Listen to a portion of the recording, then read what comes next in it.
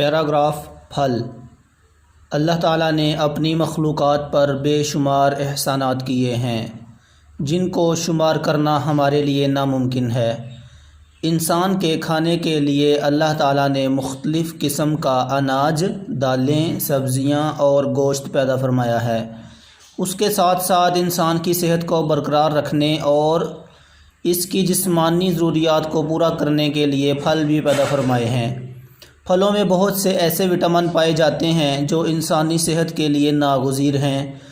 پھلوں کے استعمال کے بغیر انسان صحت مند نہیں رہ سکتا۔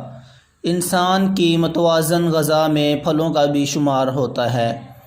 پھل اہل جنت کی خوراک ہیں اور اللہ نے اپنی رحمت سے ہمیں دنیا میں بھی بے شمار پھلوں سے نوازا ہے۔ پھل انسانی جسم میں قوت مدافعت کو بڑھاتے ہیں۔ بہت سے پھل خون کو پیدا کرنے کا سبب بنتے ہیں۔ اجناس کو پکانے کی ضرورت پڑتی ہے، مگر پھلوں کی یہ خاصیت ہے کہ انہیں پکانے کا فریضہ خود اللہ تعالیٰ سر انجام دیتے ہیں اور پھل خوش ذائقہ ہوتے ہیں۔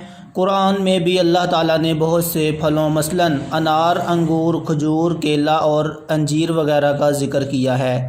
پھلوں کو استعمال کرتے وقت اس بات کا خیال رکھنا چاہیے کہ پھل ہمیشہ دھو کر کھائیں اور گلے سڑے پھلوں کو کھانے سے گریز کریں۔